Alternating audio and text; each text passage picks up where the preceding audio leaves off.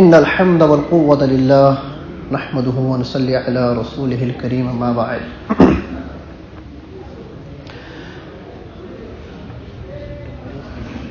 فقد قال الله تبارك وتعالى أعوذ بالله من الشيطان الرجيم بسم الله الرحمن الرحيم قل هل يستوي الذين يعلمون والذين لا يعلمون وقال انما يخشى الله من عباده العلماء وقال النبي صلى الله تبارك وتعالى عليه وسلم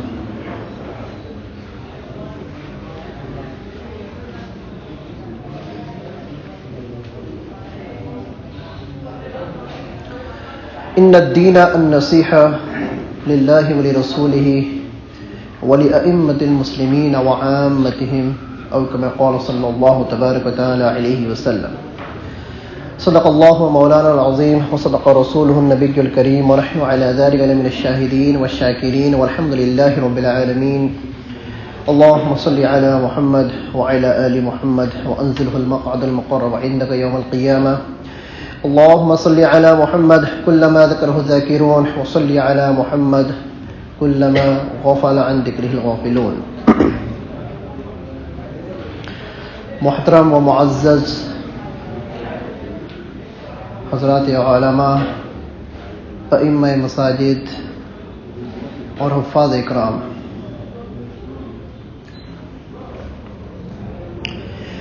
اللہ تبارک و تعالی نے جماعت علماء کو بہت اعلیٰ فضیلت سے سرفراز فرمایا ہے اور کئی ساری فضیلتیں اللہ تبارک و تعالی نے اہل علم کے لیے نازل فرمائی ہے۔ اہل علم کے کم سے کم عمل پر بھی اللہ تبارک و تعالی نے بہت زیادہ اجر اور ثواب رکھا ہے۔ اہل علم کو اللہ تبارک و تعالی نے عامۃ الناس کے لیے ہدایت کا ذریعہ بنایا ہے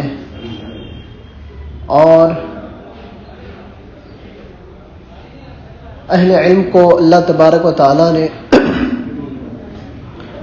عامۃ الناس کا رہبر اور مقتدی بنایا ہے۔ اور سب سے بڑی بات یہ کہ اللہ تبارک و تعالی نے اپنی صفت علیم کی ایک صفت عالم ہونا، اہل علم کو لفظ عالم اور علماء کے خطاب سے اللہ تعالیٰ نے نوازا ہے۔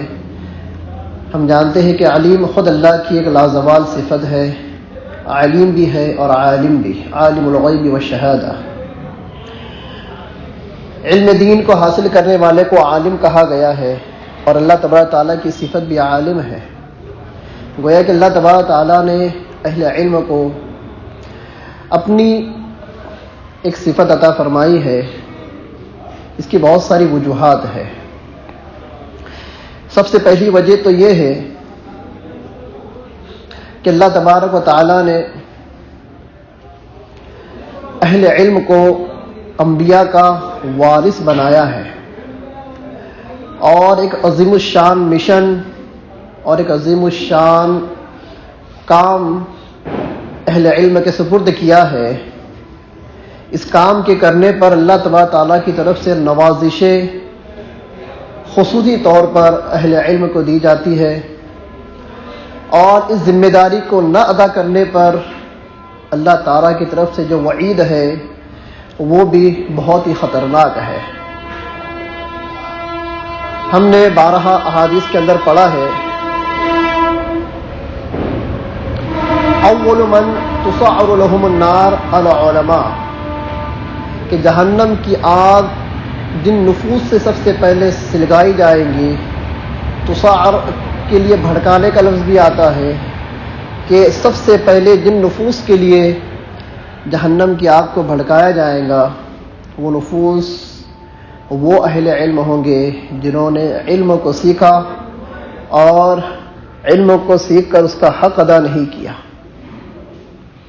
اور بھی بہت ساری احادیث اس تعلق سے وارد ہوئی ہے، ان شر الشر شرار العلماء وان خیر الخیر خیار العلماء، کہ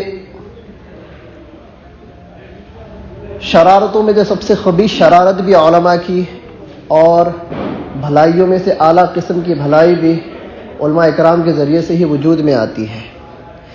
ایک طرف فضیلت ہے، ایک طرف وعید ہے، اور اسلام کہتے ہی اسے ہے بین الخوف والرجاء، بین الخوف والرجاء۔ بہرحال علماء اکرام کی ذمہ داری ہے کہ علماء اکرام اپنے مسلب کو اور اپنے عہدے کو سمجھ کر امت کی رہبری فرمائے، اور جیسے اللہ تبارک تعالیٰ نے ایک اور صفت اپنے کلام پاک کے اندر بتائی ہے، انما یخشی اللہ من عبادہ العلماء، کہ مخلوق میں سب سے زیادہ اللہ سے ڈرنے والے علماء ہوتے ہیں۔ تو اللہ کا سب سے زیادہ خوف بھی علماء ہی کو ہونا چاہیے۔ ایک عالم خشیت الہی کو مد نظر رکھتے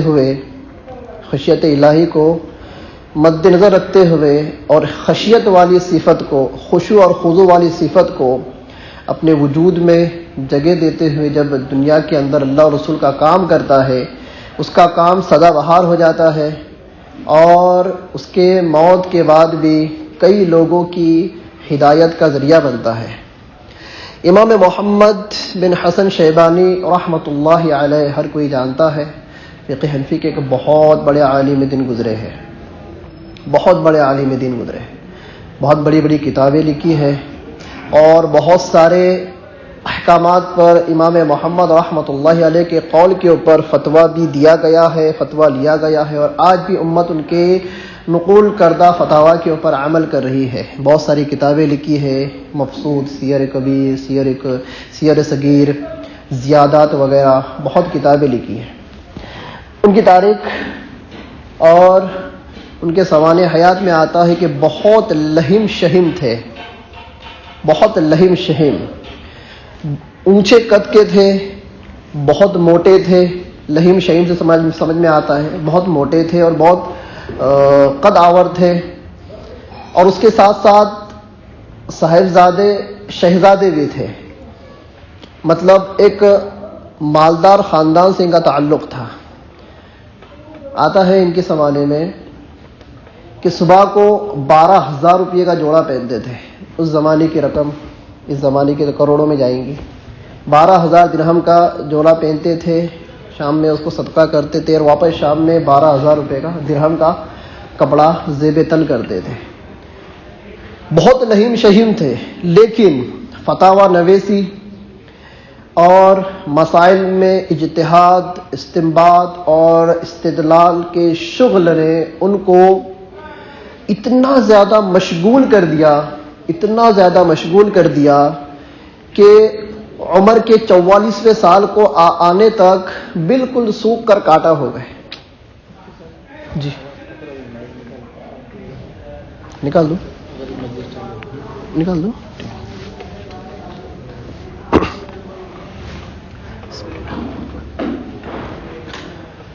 تو اپنی عمر کے 44ویں سال کو آنے تک سوکھ کر کاٹا ہو گئے۔ کیا ہو گئے؟ سوکھ کر بالکل کاٹا ہو گئے، بالکل ہڈی کا ڈھانچہ ہو گئے۔ ایک لہیم شہیم آدمی کیا ہو گیا؟ وجہ کیا بنی؟ وجہ یہی بنی کہ دن رات مسائل کا استخراج، استنباط، دن رات مسائل میں غور و فکر، دن رات کتابوں کو لکھنا، دن رات اپنے تلامذہ کو پڑھانا، پوری انہوں نے اپنی زندگی کے شب و روز کو علم کے سیکھنے سکھانے، مسائل کے استنباط و استخراج میں اور کتابوں کی تصانیف کے لکھنے کے اندر کیا کر دی؟ لگا دی۔ اس وقت کا جو بادشاہ تھا، اس بادشاہ کو جب خبر ہوئی کہ امام حسن کی حالت ایسی ہو گئی ہے، تو 6 حکماء کی جماعت کو متعین کیا۔ کتنے؟ 6 حکماء، حکیم ہوتے ہیں نا، حکیم، ڈاکٹر بولو، اور وہ بھی اسپیشلسٹ اس زمانے کے۔ ان حکیموں کو جمع کیا اور کہا کہ امام محمد کا علاج کیا جائے، یہ بہت قیمتی ہستی ہے، یہ ضائع نہیں ہونا چاہیے۔ عمر ہی کیا ہے؟ 44 سال، یہ ضائع نہیں ہونا چاہیے۔ سارے کے سارے حکماء آ رہے اور ان کے مرض کی تشخیص کر رہے، کوئی مرض نہیں، نہ شوگر، نہ ڈائبٹیز، نہ فلا بیماریاں جو بھی ہوتی، کوئی بیماری نہیں. بدن سوکھ کر پورا ہڈی کو لگ گیا، گوشت سوکھ کر پورا ہڈی کو لگ گیا. سارے حکماء نے ان کے اوپر ریسرچ کیا، ان کی پوری باڈی کے اوپر ریسرچ کیا. ریسرچ کرنے کے بعد آپس میں مشورہ کر کے سارے حکماء نے ایک ہی تجویز متعین کی. اور امام حسن کے ماتحتین جو تھے، ان کے جو شاگرد تھے، ان کے جو گھر والے تھے، اور بادشاہ کی طرف سے جو لوگ آئے تھے جنہوں نے حکماء کو لے کر آئے تھے، حکیموں کو، ان سے کہا کہ حضرت کو کوئی بھی مرض نہیں ہے، حضرت کو بس حضرت 24 گھنٹے میں سے کم 2.5 گھنٹے سے 4 گھنٹے تک اپنی نیند پوری کر لیں. کتنے گھنٹے؟ 2.5 گھنٹے سے 4 گھنٹے تک اپنی نیند پوری کر لیں. اس لیے کہ ان کی کارگزاری جو ہمارے سامنے آئی ہے، یہ پوری رات پورا دن سوتے ہی نہیں. دوپہر کو تھوڑا سا قیلولہ کر لیے جو کہ نبی کی سنت ہے، اتنا کر لیے بس. اس کے علاوہ 24 گھنٹہ یہ سوتے نہیں ہیں. اگر 1 گھنٹہ بھی قیلولہ کرے 23 گھنٹہ یہ سوتے ہی نہیں ہے. اور نہ سونے کی وجہ سے، بدن کی تھکاوٹ کی وجہ سے ان کا بدن کیا ہو گیا؟ سوکھتا چلا گیا. بس حضرت 3 سے 4 گھنٹہ اگر سونا اگر چالو کریں تو ان کی صحت کیا ہو جائیں گی؟ بحال ہو جائیں گی. ان کو کوئی جڑی بوٹی اور کوئی دوائی کی ضرورت نہیں ہے. اب ماتحتین نے، تلامذہ نے، لواحقین نے ان سے عرض کیا کہ حضرت، حکیموں نے یہ تجویز کی ہے کہ آپ تھوڑا سا آرام فرما لیا کریں. کیا کرنا ہے؟ آرام فرما لیں. ایک عجیب و غریب جواب دیا. اللہ والے ہوتے ہیں، اللہ والوں کی بات کے اندر بھی عجیب و غریب تاثیر ہوتی ہے. ایک عجیب و غریب انہوں نے جواب دیا. کیا دیا؟ عجیب و غریب جواب دیا کہ تم مجھے سونے کا مشورہ دے رہے ہو. کیا مشورہ دے رہے ہو؟ سونے کا مشورہ دے رہے ہو. یہ جو امت ہے نا، یہ امت محمد کے بھروسے سوتی ہے. اگر محمد ہی سو گیا تو امت کا کیا ہوگا؟ محمد سے مراد محمد بن حسن شیبانی. کیا کہا؟ یہ جو رعایا ہے نا، یہ امت، یہ محمد کے بھروسے سوتی ہے کہ محمد قرآن و حدیث کی تشریح کر کر ہم تک پہنچائیں گا، اور وہ چیز ہمارے لیے زندگی کے اندر کام آئیں گی. یہ سوچ کر امت سو رہی ہے. اگر محمد ہی سو گیا تو امت کا کیا ہوگا؟ آپ کے حکیموں کا مشورہ آپ کے پاس رکھے، ٹال دیا. لکھا ہے ان کے زمانے میں 44 سال کی یہ عمر تھی جب یہ باتیں ہو رہی تھی. 49 سال کی عمر میں حضرت کا انتقال ہو. 49 ایئرس. 49 سال کے اندر ایسا کام کر کر گئے، رہتی دنیا تک، قیامت تک ان کے فتاوا لوگوں کے مابین رہیں گے. لوگ اس کے اوپر عمل کرتے رہیں گے اور اپنی ہدایت کو پاتے رہیں گے. عالم دین. یہی اللہ تبارک تعالیٰ نے کہا انما یخشی اللہ من عباد العلماء. ڈر کیا تھا؟ ڈر کیا تھا؟ ڈر یہ تھا اس زمانے کے اندر بہت سارے مسلک ابھر رہے تھے. لوگ قرآن حدیث کی من چاہی تشریح کر رہے تھے. ہر کوئی مجتہد بن بیٹھا تھا. اجتہاد کیا ہوتا ہے علماء کرام جانتے ہیں. ہر کوئی مجتہد بن بیٹھا تھا. اور شیعیت اور جعفریت نے اس زمانے کے اندر بہت ساری کتابیں لکھنا شروع کر دی تھی، اور اپنے اپنے مسلک کی کتابوں کو لے کر عوام کے اندر اس کا پرچار شروع کر دیا تھا. وقت کی ضرورت تھی. اللہ تبارک تعالیٰ نے امام اعظم ابو حنیفہ کے 2 شاگردوں سے وہ کام لیا کہ رہتی دنیا تک لوگ اس کا بدل نہیں پا سکتے. امام ابو یوسف، قاضی ابو یوسف، اور 2 نمبر پر امام محمد بن حسن شیبانی. خشیت اتنی کہ اپنی زندگی کے اندر سونا چھوڑ دیے. ہم اگر کہیں گے بھائی زندگی میں سونا چھوڑ دو تو ایک عجیب سی بات لگیں گی، بولنے والے کو لوگ پاگل بولیں گے. پاگل تو نہیں ہوگے. اللہ تعالیٰ قرآن میں فرماتے وَجَعَلْنَا نَوْمَكُمْ سُبَاتًا وَجَعَلْنَا اللَّيْلَ لِبَاسًا. اور اللہ خود سونے کے لیے بول رہے ہیں، یہ مولوی آن بولے مت سو کر. تو انہوں نے اپنی زندگی کے اندر اللہ کی خشیت، اور خشیت کیا تھی؟ ڈر کیا تھا اللہ کا کہ کل اللہ تعالیٰ نے آج مجھے جو فراست بخشی ہے، جو مجھے علم دیا ہے، میں اتنے بڑے امام کا شاگرد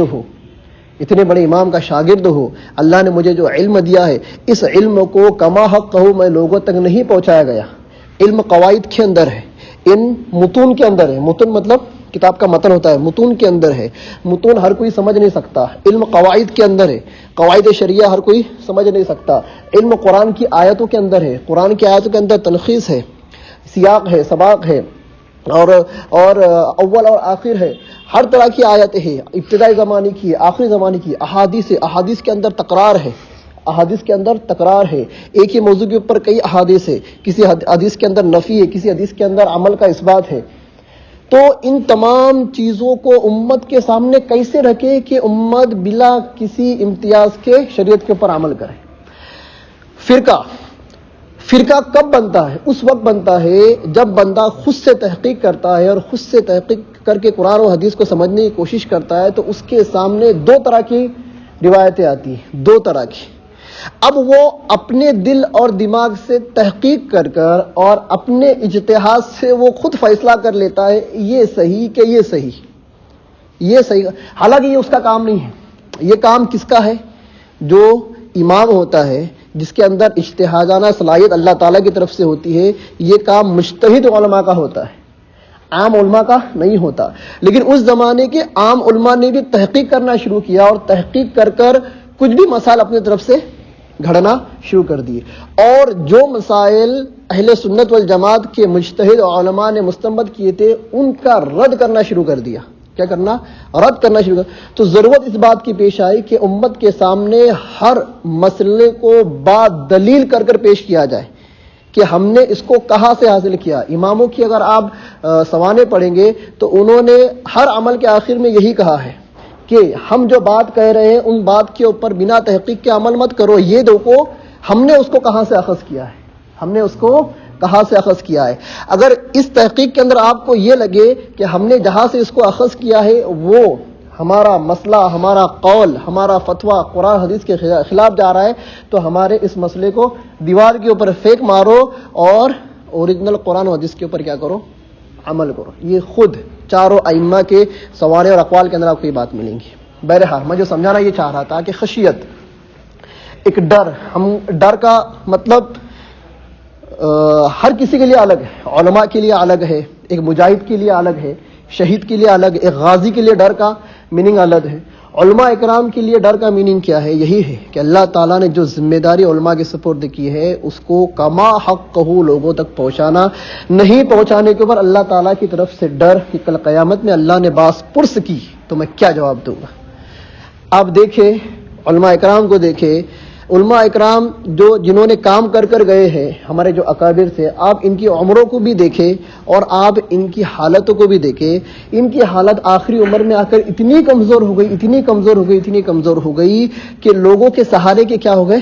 محتاج ہو گئے. کیوں ہوا یہ؟ اس لیے ہوا کہ انہوں نے اپنے آپ کو کھپایا. کیوں کھپایا؟ امت کے لیے کھپایا. یہ امت کیا ہے؟ اس امت کو اللہ تعالیٰ نے قرآن میں انعام کہا ہے، اولئک الانعام. اور اللہ یہاں پر رکے نہیں، اللہ نے آگے بڑھ کے اور جملہ کہا ہے بل ہم اضل. یہ انعام سے بھی کیا ہے؟ گمراہ ہے. انعام مطلب چوپاؤں سے کیا ہے؟ گمراہ ہے. چوپاہوں کو ہینڈل کرنا، کور کرنا آسان، لیکن عوام کو ہینڈل کرنا، کور کرنا بہت مشکل.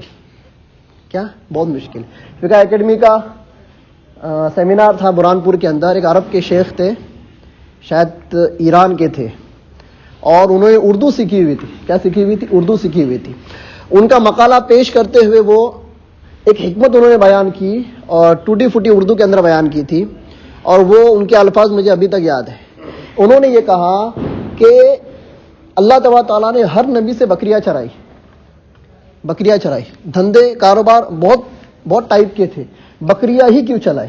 موسیٰ علیہ السلام کے تعلق سے بھی آتا ہے نا، بکری چلا دے. ایک بکری ریوڑ چھوڑ کے بھاگ گئی تو اس کے پیچھے بھاگے، وہ تھک گئی، اس کا پیر دبا رہے، واقعہ ہے نا. تو ہر نبی نے بکریاں چرائی، ہمارے نبی نے بھی بکریاں چرائی. وہ شیخ بتا رہے تھے بکریاں چرانے میں حکمت کیا؟ حکمت اس کی یہ تھی کہ اللہ تبارک تعالیٰ پہلے اپنے نبی کو ٹرین کرتے پھر نبوت دیتے. کیا کرتے ہیں؟ ٹرین کرتے، مطلب تربیت دیتے، اور وہ تربیت من جانب اللہ ہوتی ہے. ہم سبھی نے سیرت کو پڑھا ہے، اللہ کے نبی کو بچپن سے صادق اور آمین کے لقب سے پکارا گیا. کیوں؟ اللہ کے نبی نے بچپن سے کبھی جھوٹ نہیں بولا، اور اللہ کے نبی نے بچپن میں کبھی امانتوں میں خیانت نہیں کی. آپ نے یہ بھی پڑھا ہوگا سیرت کے اندر کہ اللہ کے نبی جب مکہ میں ہوتے تھے اور یہ جو تجارت کے لیے ملک شام جو قبیلے والے جایا کرتے تھے تو اپنی قیمتی چیزوں کو اللہ کے نبی کے پاس چھوڑ کر جایا کرتے تھے. آنے کے بعد اللہ کے نبی ہو بہو وہ چیز ان کو ادا کیا کرتے تھے. امین اور صادق کا لقب اللہ کے نبی کو نبوت کے ملنے سے پہلے مل گیا. اللہ تعالیٰ نے اپنے نبی کی 40 سال تک تربیت کی. کب تک تربیت کی؟ 40 سال تک. 40 سال تک تربیت ہونے کے بعد نبوت کو کیا کیا؟ نبوت سے اور 40 سال کی جو عمر ہوتی ہے، علماء نے لکھا ہے کہ بندے کی ایک مضبوطی والی عمر ہوتی ہے، کہ اس زمانے کے اندر بدن کے اعتبار سے بھی بندہ مضبوط ہو جاتا ہے، ذہنی صلاحیت کے اعتبار سے مضبوط ہو جاتا ہے، اور عوام کے ساتھ گھلنا ملنا، ایک معاشرے کے اندر ایک ایکسپیرینس، تجربہ، لوگوں کے ساتھ اٹھنا بیٹھنا، ایک پہچان، وہ اعتبار سے بندہ کیا ہو جاتا ہے؟ مضبوط ہو جاتا ہے۔ اس زمانے میں اللہ تعالیٰ نے ہر نبی کو نبوت عطا کیا الا عیسیٰ علیہ السلام۔ عیسیٰ علیہ السلام کو تو بچپن میں دے دیے تھے۔ تو شیخ نے فرمایا کہ اللہ تبارک و تعالیٰ نے نبیوں کی تربیت کیسے فرمائی؟ بکریاں چروا کر۔ بکری ایک ایسی جانور ہے، ایسی مخلوق ہے کہ اگر اس کا جو چرواہا ہے، اس کی نگاہ اگر ہٹی، وہ ریوڑ سے کٹی، نگاہ ہٹی ریوڑ سے کٹی۔ تو چرواہے کا کام یہ ہوتا تھا کہ جب ریوڑ کو چلتا تھا نا، تو اس کی نگاہ ہر بکری کے اوپر، کوئی ریوڑ سے کٹ تو نہیں رہی، اور ایک آواز ہوتی تھی، زبان سے آواز نکال کر بکریوں کو سمٹ کر چلتے۔ اس سے اللہ تبارک تعالیٰ نبیوں کو یہ سکھانا چاہتے ہیں کہ ان بکریوں سے بھی زیادہ گمراہ یہ امت ہے۔ جب آپ کو نبوت ملیں گی، نبوت کے بعد آپ جب ایمان کی ان کو دعوت دیں گے، کلمے کی ان کی دعوت دیں گے نا، تو یہ بھی بھٹکیں گے، ان کو راہ راست پر کیسے لانا ہے۔ اور جیسے کہ ہمارے نبی کے تعلق سے آتا ہے، رحمت للعالمین تھے، شفیق تھے، رحیم تھے، رؤوف تھے، رحیم تھے، ٹھیک ہے۔ بکریوں کا ریوڑ ہوتا ہے نا، وہ ہماری خود کی کمائی سے خریدا ہوا ہوتا ہے۔ کیا ہوتا ہے؟ خریدا۔ بکری اگر کٹ بھی جائے، سرکشی کرے، تو ہم اس کو مارتے اور ذبح نہیں کرتے، بلکہ پکڑ کے رکھ کے اس کو ریوڑ میں چھوڑتے، اس کو سزا بھی نہیں دیتے، مطلب معاف کرتے ہیں۔ کیا کرتے ہیں؟ معاف۔ اللہ تعالیٰ نے اللہ کے نبی کو پہلے سے ہی رؤوف بنا دیا، رحیم بنا دیا، امین بنا دیا، صادق بنا دیا، اور تربیت مکمل دے دی۔ وجہ اس کی یہ تھی کہ امت کو بالکل رحم دلی کے ساتھ اور بالکل شفقت کے ساتھ لے کر چلے۔ شیخ نے فرمایا ہم علماء کی جواب انبیاء کی وارث ہے، پر علماء کی جماعت بکریاں نہیں چراتی، علماء کی جماعت بکریاں نہیں چراتی، مطلب ہماری تربیت نہیں ہے۔ اس وجہ سے عوام کو سنبھالنے کے اندر علماء اکرام سے کوتاہی ہوتی ہے۔ کیا ہوتی ہے؟ کوتاہی ہوتی ہے۔ ارے ہوتی نہیں ہوتی۔ شیخ نے فرمایا کہ ہم بھی اگر نبوت والی صفت کو اپنی زندگی میں جگہ دے کے امت کی رہبری کریں گے، تو جس طرح نبیوں سے اللہ تعالیٰ نے امت کی رہبری کا کام لیا، اسی طرح سے ہم سے بھی اللہ تعالیٰ امت کی رہبری کا کام لے گا۔ بل ہم اضل بول کر اللہ تعالیٰ نے اشارہ دے دیا کہ یہ جانوروں سے بھی گمراہ ہے، جانوروں سے گمراہ۔ مطلب کیا؟ ہم جب ان کی رہبری کریں گے نا، تو یہ ہماری بات کو مانیں گے ہی نہیں، بلکہ ہماری مخالفت بھی کریں گے، اور ہماری مخالفت نہ ماننے کی صورت میں نہیں ہوں گی۔ الگ الگ نظریے، الگ الگ فرقے اور الگ الگ چیزوں کو یہ کیا کریں گے؟ ایجاد کریں گے، اور جب ہم تعاقب کرنے جائیں گے تب یہ ہمارے مخالف بن جائیں گے۔ تو ہر اعتبار سے امت کی رہبری کرنا یہ علماء کا کام ہے۔ اب جیسا کہ ہم دیکھتے ہیں، دعوت تبلیغ کا پلیٹ فارم ہے، یہ ایک ایسا پلیٹ فارم ہے کہ دعوت اور تبلیغ والوں کے پاس محلے کے ہر گھر کی مکمل جانکاری اور کارگزاری ہوتی ہے۔ ان کو پتا ہوتا ہے فلاں گھر کے اندر کتنے افراد ہیں، باپ ہے، بیٹا ہے، بھائی ہے، چاچا ہے، کتنے عمر دراز ہے، کتنے جواد ہے، کون کیا کام کرتا ہے، کون کیا کام نہیں کرتا ہے، کون شادی شدہ ہے، کون غیر شادی شدہ۔ ان کے پاس پورا خاکہ ہوتا ہے۔ کیا ہوتا ہے؟ پورا خاکہ۔ آج ہمارے اکابر بھی یہ کہہ رہے ہیں کہ تبلیغ والوں کے ساتھ رہ کر محنت کرو، ان سے کٹ کر محنت مت کرو۔ تبلیغ کے ساتھ رہ کر اگر محنت کرو گے نا، تو انہوں نے جو اپنا جو یہ نیٹ ورک جو بچھایا ہے ہر محلے میں، ہر بستی میں، ہر گاؤں کے اندر، وہ نیٹ ورک تمہارے بھی سامنے آئے گا۔ اس کے بعد اگر تم کو ایسا لگے کہ فلاں محلے میں یا فلاں شہر کے اندر کوئی ایک نیا فتنہ کیا ہو رہا ہے، جنم لے رہا ہے، تو اس کا تعاقب کرنا تمہارے لیے کیا ہوگا؟ آسان ہوگا۔ ابھی کارگزاری آئی شکیل بن حنیف کے تعلق سے، کل بھی مدرسے کے اندر مولانا ارشاد اللہ صاحب نے بہت کچھ اس کے بارے میں کارگزاریاں سنائی۔ یہاں تک تو ٹھیک ہے، ہم کم سے کم 15 سال سے سن رہے ہیں کہ شکیل بن حنیف ایک خبیث دربھنگہ کا رہنے والا ہے، بہاری ہے، اور کمبخت ابھی تک عوام کے سامنے نہیں آیا ہے، ابھی تک اس کے ٹھکانے کا صحیح علم نہیں ہے۔ زیادہ روایتوں کے مطابق وہ رہ رہا ہے اورنگ آباد کا ایک علاقہ ہے، میں اس کا نام بھول گیا، شاید کسی پڑے گا وہاں، اس علاقے کے اندر رہتا ہے۔ اس کی کارگزاری میں نے بہت قریب جا کر لیا۔ ان کا نیٹ ورک اتنا زبردست ہے کہ پڑے گاؤں کے اندر اننون آدمی گھس ہی نہیں سکتا۔ صحیح کہہ رہا ہوں میں؟ نہیں گھس سکتا۔ وہاں پر اگر آپ جاؤ گے تو آپ کی پوری تحقیق کی جائیں گی، کیوں آئے، کائے کو آئے، پورا انڈیا ہے, آپ کہاں بھی جا سکتے, کوئی پوچھے گا آپ, کوئی نہیں پوچھتا ہے, نہ پولیس والے نہ ڈپارٹمنٹ, کوئی نہیں پوچھ سکتا. وہ ایک گاؤں ایسا ہے کہ اس کے اندر گھسیں گے نا تم تو پہلے تمہاری انکوائری کی جائیں گی, تو کون ہے کر کے, کیوں انکوائری کی جا رہی. اس نے اپنا ایسا ایک نیٹ ورک بنایا کہ کوئی دشمن میرے سرحد کے اندر آ ہی نہ سکے, اور وہاں سے وہ کام کر رہا ہے. یہاں تک کارگزاری آ رہی ہے کہ وہ علل اعلان اپنی تبلیغ نہیں کر رہا ہے, وہ جماعت کی شکل میں, تبلیغی جماعت کی شکل میں اپنے بندوں کو جماعتوں کے اندر گھسیڑ رہا ہے. اور تبلیغی جماعت کے اندر گھس کر یہ لوگ ایک ایک ساتھی کو الگ الگ لے کر ان کے اوپر کیا کر رہے ہیں, محنت کر رہے ہیں. کوئی اگر بندہ قابو میں آ جا رہا ہے تو وقت پورا ہونے کے بعد اس بندے کو وہاں پر مدعو کیا جاتا ہے پڑے گاؤں شریف کے اندر, اور وہاں جا کر اس کی مکمل ٹریننگ ہوتی ہے. یہ کارگزاری میں نے احمد اپنے اورنگ آباد کے اندر جو لوگ کام کرتے ہیں تحفظ دین کا, میں نے ان لوگوں کے پاس بیٹھ کے یہ کارگزاری لی. بہرحال یہ تو ان کا نیٹ ورک ہے. یہاں سمجھنے کی ضرورت ہے کہ وہ کر کیا رہے, وہ کر کیا رہے.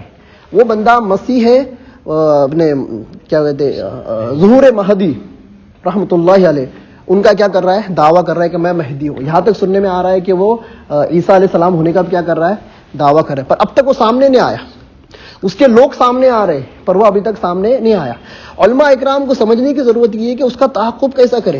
صرف پکڑنا, مار دھاڑ کرنا, پولیس کے حوالے کرنا, یہ اس کا علاج نہیں ہے. علماء اکرام کو اس کے اوپر مطالعہ کرنا پڑے گا. جیسا کہ علماء اکرام نے کہا, ہمارے جو بڑے بتلاتے ہیں کہ اس کا سب سے بڑا دعویٰ یہ ہے, ایسا ہے جیسا قادیانیت کا دعویٰ تھا. قادیانی ختم نبوت کا منکر, اس طرح سے یہ بھی ختم نبوت کا منکر.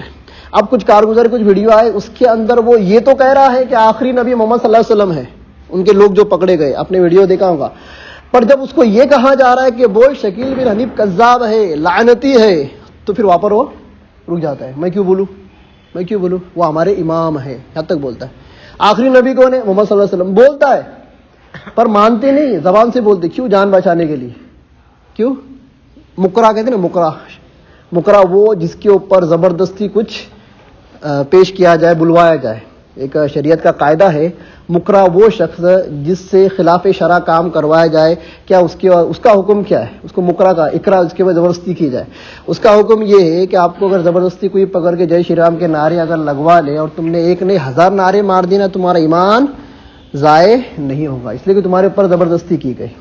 ٹھیک ہے, تمہاری بیوی ہے, زبردستی اگر تم کو یہ کہا جا رہا ہے چاقو تلوار گلے پر رکھ کے بیوی کو طلاق دے, تم دے دے, تو ایسی صورت میں علماء کا تھوڑا اختلاف ہے.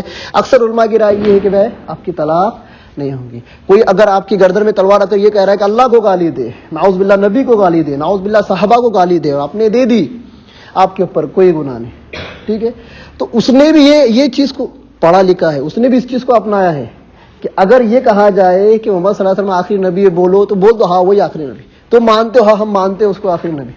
لیکن جب یہاں بات آتی ہے کہ یہ کہا جائے کہ بول شکیل بن حنیف کذاب ہے, جھوٹا ہے, تو نہیں بولتے. حالانکہ وہ بول بھی دینا تو اس قاعدے کے اعتبار سے ان کا ایمان ضائع نہیں ہوگا, ان کا عقیدہ, ان کا نظریہ ضائع نہیں ہوگا, اس پر زد نہیں آئیں گے, لیکن نہیں بولتے. یہ تو ہو گئی ایک کارگزاری جو ہم کیا کر رہے ہیں, سن رہے ہیں. اس کا تعاقب کیسے کیا جائے, اس کا تعاقب اس طرح سے کیا جائے کہ علماء اکرام کو عوام کے اندر گھسنا پڑے گا. دیکھو ہمارے علماء اکرام نے, ایک ہندوستان کی تاریخ رہی ہے کہ جب سے ہندوستان کے اندر نئے نئے فتنوں نے جنم لیا ہے, ہمارے علماء نے اس کا تعاقب کیا ہے. 19ویں صدی کے اوائل کے اندر سب سے پہلے نصرانیت, عیسائیت, مسیحیت اور شیعیت نے ہندوستان کے اندر انگریزوں کے زمانے کے اندر جنم لیا تھا.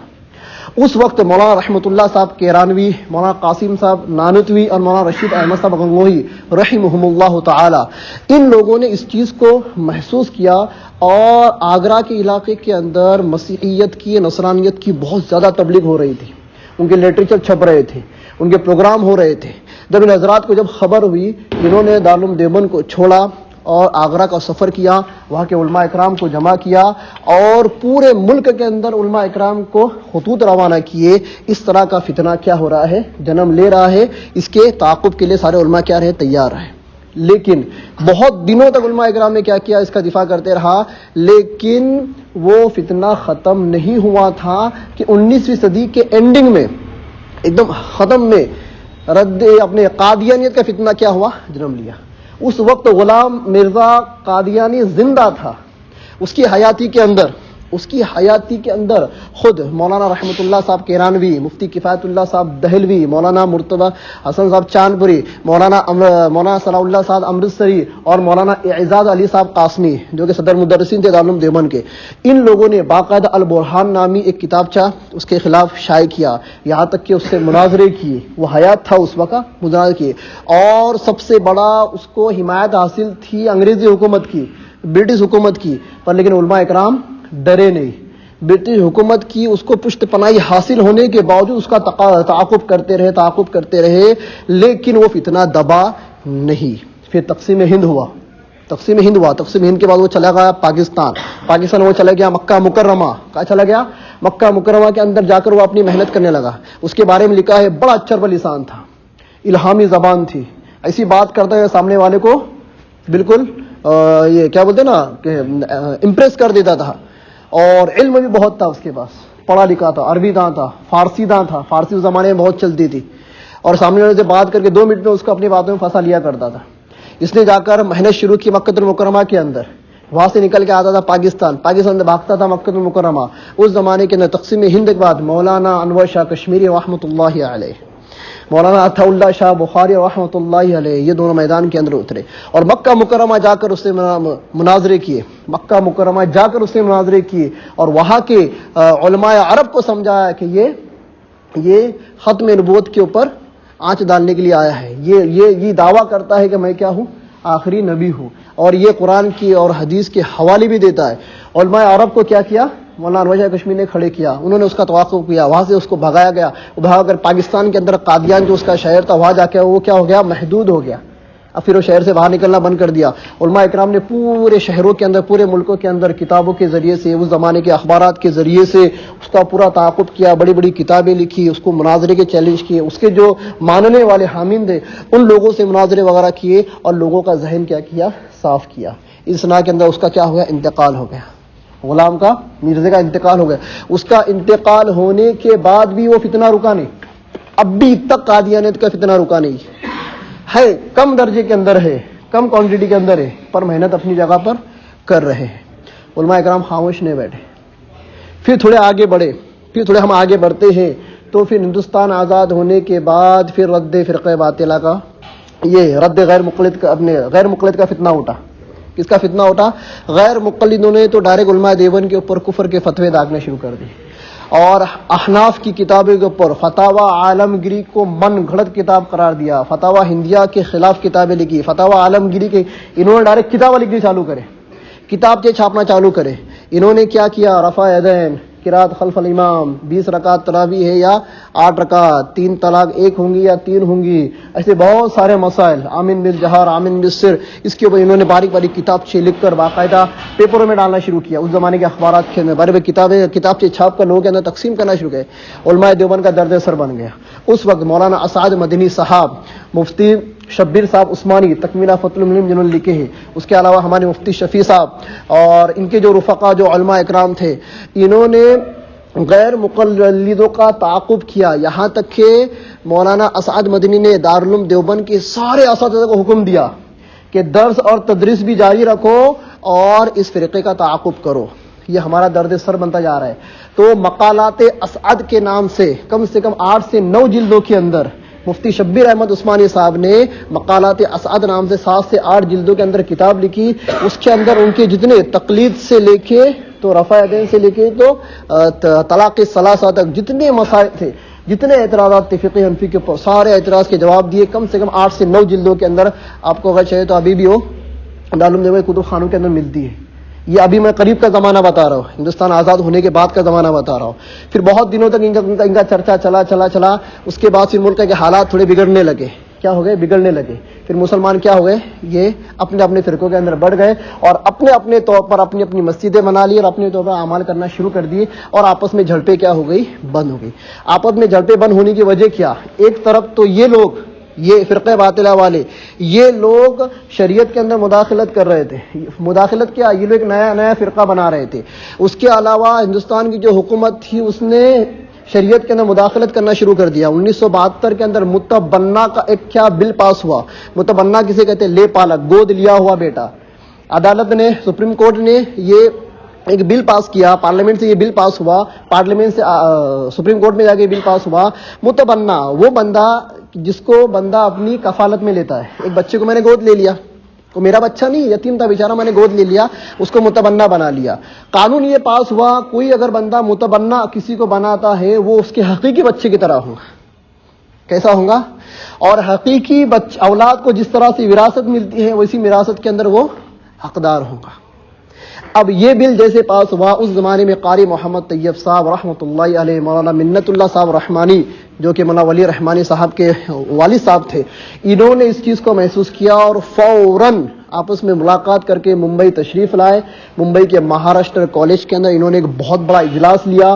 وہ اجلاس کے لیے کم سے کم 1 سال لگے، پورے ملک کے علماء اکرام کو جمع کیا، اور صرف اہل سنت کے علماء کو نہیں بلکہ شیعہ علماء، بریلوی علماء، اہل حدیث علماء، جماعت اسلامی کے علماء، ہر مکتب فکر کے علماء اکرام کو کیا کرے، جمع کیے. اور جمع کرنے کے بعد وہاں پر ایک بڑا اجلاس ہوا. اجلاس کے اندر یہ دیکھی کہ شریعت میں مداخلت والا کام شروع ہو چکا ہے. یکساں civil code, uniform civil code جو کہا جاتا ہے، یہ حکومت لاگو کر رہی ہے. مولانا علی میاں ندوی رحمۃ اللہ علیہ نے ایک کتاب لکھی کہ اگر یکساں سول کوڈ اگر ہندوستان میں لاگو ہو جاتا ہے نا سنویدھان کے اندر، تو مسلمانوں کو 40 آیتیں اور بے شمار حدیثوں سے ہاتھ دھونا پڑے گا. قرآن کی 40 آیتیں اور بہت ساری سینکڑوں احادیث مسلمانوں کے ہاتھ سے چلی جائیں گی. مسلمان اس پہ عمل ہی نہیں کر سکتا، اور مسلمان جان دے سکتا ہے لیکن ایک چھوٹی سی آیت پر بھی اس کا عمل نہ ہو یا اس کا وہ منکر ہو، یہ مسلمان برداشت نہیں کر سکتا. اس وقت کے پورے علماء اکرام کو جمع کیا گیا.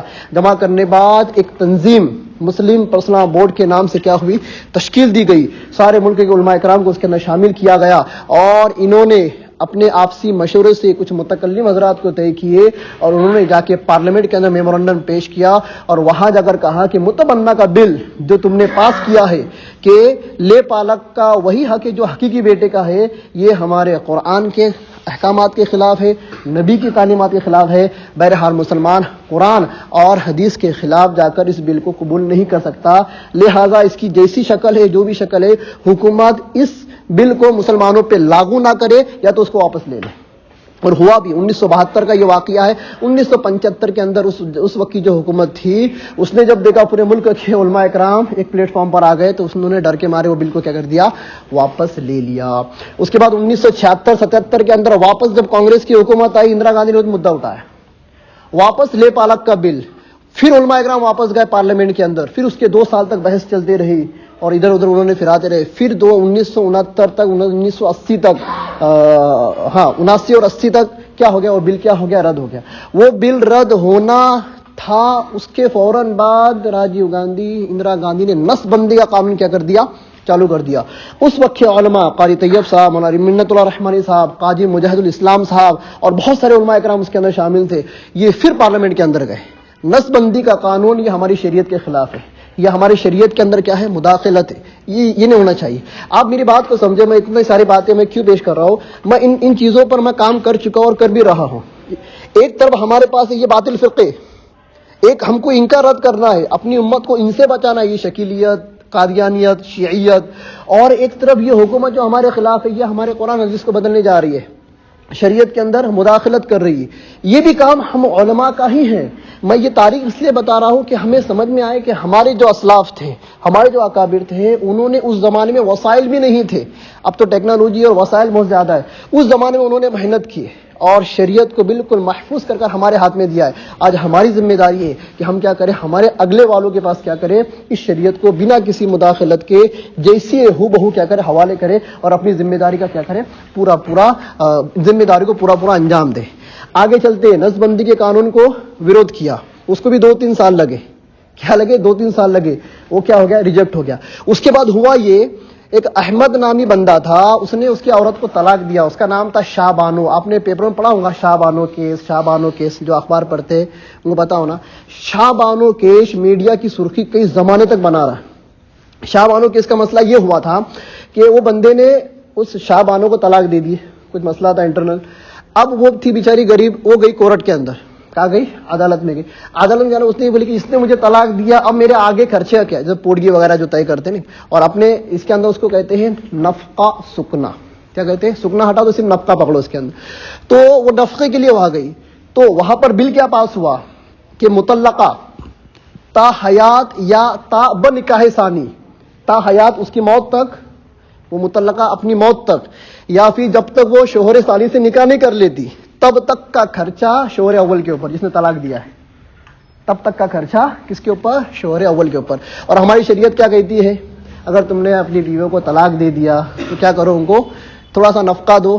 نفقہ کیا ہے؟ عدت کا خرچہ ہے اور ایک لباس وغیرہ ہے، نفقہ وہ دو وہ بھی اپنی حیثیت کے اعتبار سے دو، اور قصہ کیا کرو؟ ختم کرو.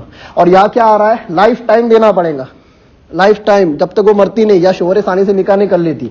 اس بل کو بھی اسی علماء کی جماعت نے کیا کیا؟ چیلنج کیا. پارلیمنٹ میں گئے اور اس کے خلاف لڑتے رہے کہ یہ ہماری شریعت کے اندر مداخلت ہے، مسلمان اس بل کو کبھی قبول نہیں کر سکتا. پھر کچھ دنوں کے بعد یہ بل بھی کیا ہو گیا؟ کینسل ہو گیا. اس کے بعد آپ نے سنا ہوگا عمرانہ کا ایک میٹر آیا تھا، شاید 1995 سے لے کے 2000 کے درمیان میں یہ میٹر چلا. عمرانہ ایک لڑکی تھی، اس کے شوہر نے اس سے زنا کر لیا. کیا کر لیا؟ اب وہ اپنے شوہر پہ حرام ہوئی کہ نہیں ہوئی؟ اور ہم کو پتا ہے زنا کرنا بہت بڑی بات. اگر کبھی سسر بہو کو شہوت سے اگر چھو لے، انتشار ہو جائے، علماء کرام جانتے ہیں شوہر پر بیوی کیا ہو گئی؟ حرام ہوئی نہیں ہوئی؟ یہاں زنا کر لیا تھا اس نے.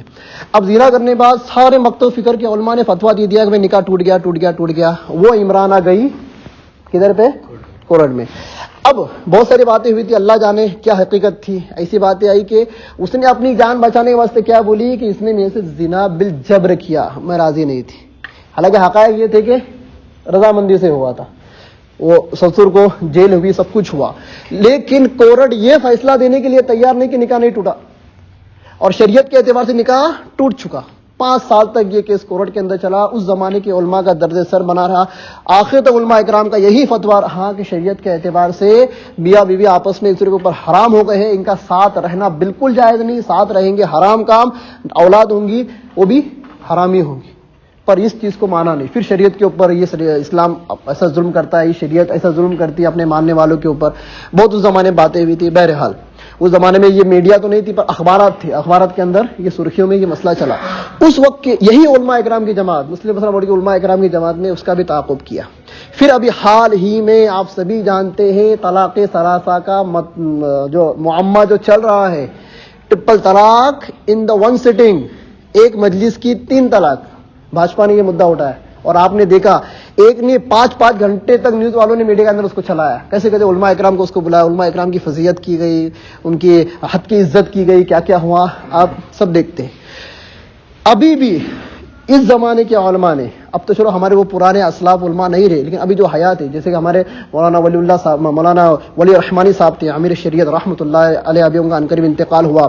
مولانا نظام الدین صاحب تھے، مولانا خالد سیف اللہ صاحب ہے، اس کے علاوہ مولانا رابع حسنی ندوی صاحب ہے. یہ لوگ ابھی بھی لڑ رہے ہیں ٹرپل طلاق کیس کے لیے کہ یہ ہمارے شریعت کے خلاف ہے. لیکن یہاں پر غیر مقلد خوش ہے. ان کا تو وہی مسلک ہے کہ بندہ اگر ایک نہیں 1000 طلاق بھی کبھی دے دے تو ایک طلاق واقع ہوں گی. اور انہوں نے جو بل پاس کیا اس میں 2-4 شکے اور ہے. طلاق واقع ہی نہیں ہوں گی. یہ کورٹ کا حکم ہے. ٹرپل طلاق ایک ساتھ دیا تو واقع ہی نہیں ہوں گی، اس لیے کہ اس میں بیوی کی رضامندی نہیں ہے. بہرحال اس کی کیا تفصیلات آپ سبھی جانتے ہیں. ساری باتوں کا لب لباب یہ ہے کہ میں نے آپ کو 1919 مطلب 19ویں صدی کے اوائل سے لے کے 20ویں صدی، ابھی 21ویں صدی چالی ہے، میں نے آپ کو کم سے کم 150-200 سال کی کارگزاری سنایا، 150 سال کے آس پاس کی کارگزاری سنایا کہ اتنے عرصے کے اندر کتنے فتنے آئے. اس کا تعاقب کس نے کیا؟